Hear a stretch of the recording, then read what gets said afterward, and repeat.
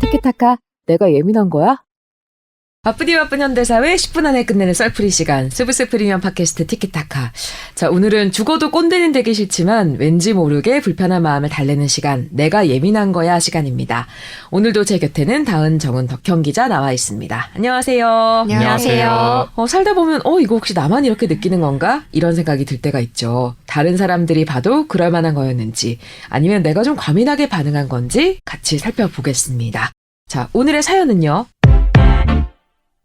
소음지옥님의 사연입니다. 휴가를 맞아서 해외여행을 다녀왔어요. 휴가 첫날 설레는 마음으로 비행기를 탔는데 100일도 안 된 아기가 비행기에 탔더라고요. 아기는 울기 시작했습니다. 처음에는 곧 그치겠지 하고 대수롭지 않게 생각을 했는데요. 7시간 동안 울더라고요.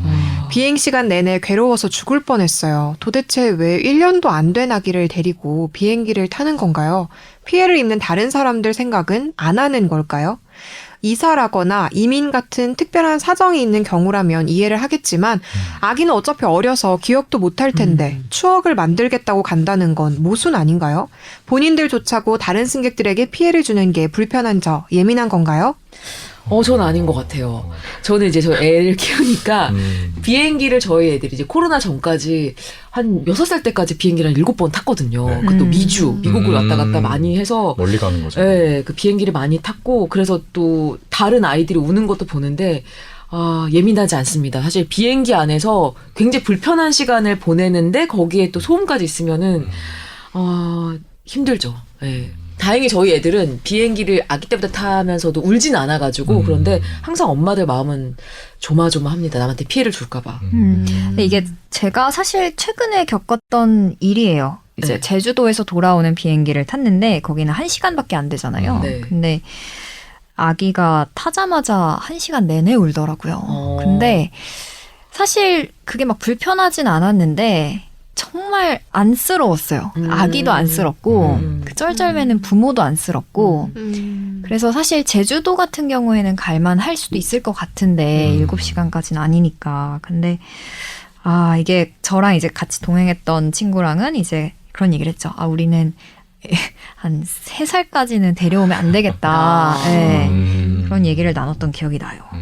근데 사실 이거 누구나 다 이런 경험이 있을 것 같기는 해요. 저도 비행기에서 이런 적이 있었는데 약간 그때 한번 강렬하게 데인 이후로는 그 다음번에 이제 비행기를 탈 때 딱 들어가면서 근처에 아기가 있다 이러면 순간 심장이 덜컥하는 설마 오늘도 그러면 어떡하지? 이런 걱정이 들 만큼 되게 스트레스를 받는 사람들한테는 이게 좀 굉장한 스트레스기는 하거든요. 네. 그렇죠. 저도 이런 일을 겪어봐서 그러니까 승객 입장이 이해가 되면서도 뭔가 그 아기를 데려온 또 이제 부모의 입장에서 네.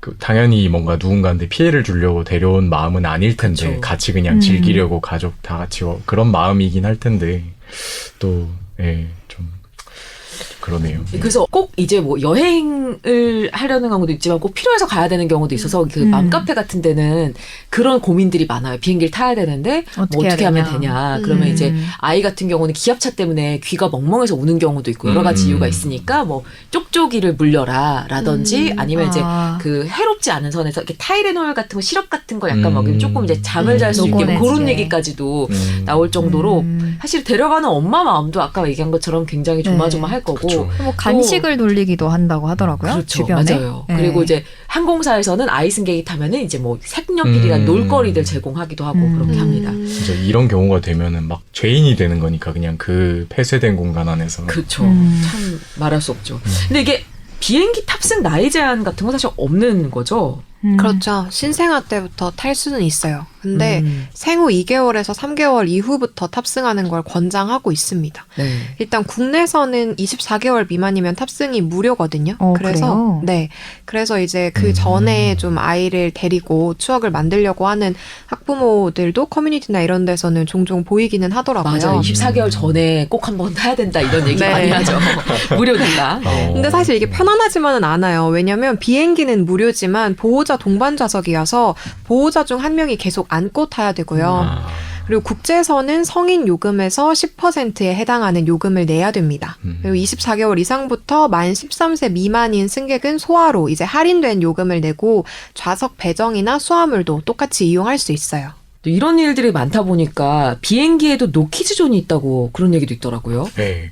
일단 튀르키예에 있는 한 항공사가 16세 이상만 탑승 가능한 노키즈 존을 만들어서 판매하기로 했어요. 네. 그러니까 코렌돈 항공, 그러니까 여기서 오는 11월부터 10시간 정도 이제 소요되는 네덜란드 암스테르담 그리고 카리브해 섬나라 퀴라소 항공편에 성인 전용 구역을 도입하기로 한 겁니다. 그러니까 총 432석 규모의 항공기인데 여기서 노키즈존은 102석이고 그러니까 편도로 45유로 한 6만 4천 원 정도 추가 비용을 내면 되는 거예요. 그러니까 이 성인 전용 구역은 비행기 앞쪽에 또 위치해 있고 벽하고 커튼 같은 걸로 막혀 있어서 일반 구역하고는 분리가 된다고 합니다. 네. 여기 말고도 말레이시아의 저가항공 에어아시아 X도 12세 이상 승객을 위한 조용한 구역 서비스를 2012년 말부터 도입을 했고요. 2013년에는 스쿠터 항공이 이런 비슷한 좌석을 도입했습니다. 저는 이제 워낙에 그 귀가 어두워서 사실은 이렇게 소리에 민감하지 않아서 어떤 상황에서도 저는 자거든요. 비행기에서도. 아기 때도 그러셨나요? 네. 그래서 저는 아이를 키울 때도 아이가 울어도 깨질 않았어요. 제가. 그럴 정도로 사실 그래서 저는 비행기 소음에도 사실 되게 둔감한 편인데 이게 개인차가 워낙 있다 보니까 그렇죠. 어떤 사람에게는 굉장히 힘든 일일 수 있거든요. 좀 이게 이렇게 아예 분리하는 거 말고 좀 갈등을 해결할 수 있는 뭐 그런 경우는 없을까요? 저희가 아까 짧게 얘기를 하긴 했는데 그 기사가 화제가 됐던 적이 있었어요. 샘 해밍턴.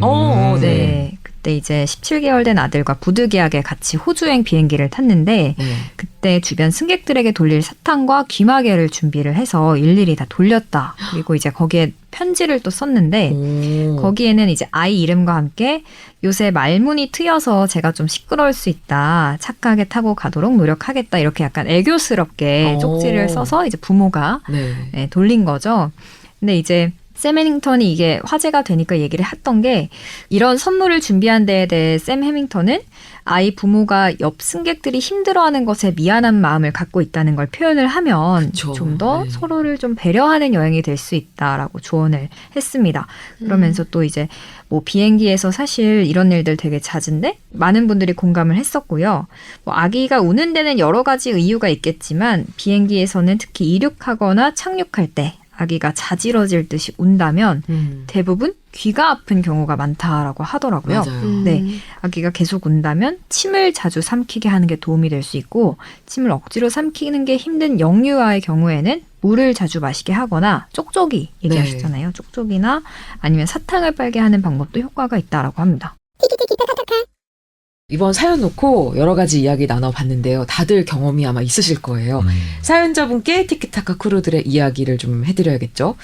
일단 저는 예민한 게 아니라고 생각을 합니다. 근데 저는 아까 그 샘 해밍턴 얘기가 되게 와닿았어요. 이게 서로가 이게 조금만 배려하면 그 마음이 좀 이해가 되는 경우들이 되게 많거든요. 아까 되게 좋은 아이디어 같아요. 저도 사실은 아이들이 둘이다 보니까 이제 뛰는 나이는 아니지만 그래도 밑에 집에 항상 명절이나 이럴 때 과일이나 이런 선물을 드리거든요. 그리고 항상 이제 인사를 하니까 아, 내가 아는 아이가 그렇게 좀 시끄럽구나 하면 또 다르게 느껴질 수 있어서 그건 되게 근본적인 해결이 아니더라 하더라도 서로 간에 그런 배려가 도움이 될 수 있을 것 같아요. 이게 기본적으로 약간 그런 이해를 서로 깔고 가면 좋을 것 같다는 생각이 들었어요.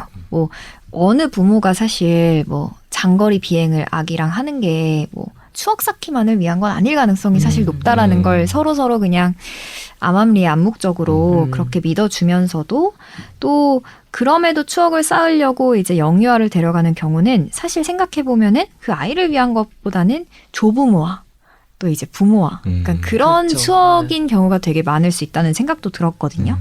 그래서 뭐 비행기나 뭐 기차 같은 폐쇄된 공간 말고도 혹시 다른 곳에서 만날 수 있는 방법이 있다면은 좀 찾는 것도 방법이 되지 않을까 생각을 합니다. 네. 네. 저는 근데 그 예민하다고 생각하지는 않는데 앞에 이제 소개된 것들이 있잖아요. 노키즈 존을 도입을 하는 거. 전 이게 좀 더 확대됐으면 좋겠어요. 저도 사실 추가 비용을 내고 이런 노키즈 존에 앉을 의향이 있거든요. 네. 그리고 좀 아기 부모님들도 뭐 노키즈 존이 아닌 곳이면 좀 더 이제 마음 놓고 마음이 좀 있을 수 덜 불편하겠죠. 있으니까. 네, 그래서 이걸 좀 더 확대하는 것도 좋을 것 같네요. 저는 오늘은 좀 다르게 좀 예민하다고 생각합니다. 저는 왜냐면 몇 년 전에 그 아까 샘 해밍턴 얘기 나왔잖아요. 네. 이런 일을 겪은 적이 있어요. 오. 그러니까 옆자리 애기였는데 막 이런 거를 준비해 오셨어요. 근데 이거랑 별개로 뒤에 있으신 분이 진짜 막 이렇게 막 소리 지르면서 엄청 막 항의를 했거든요.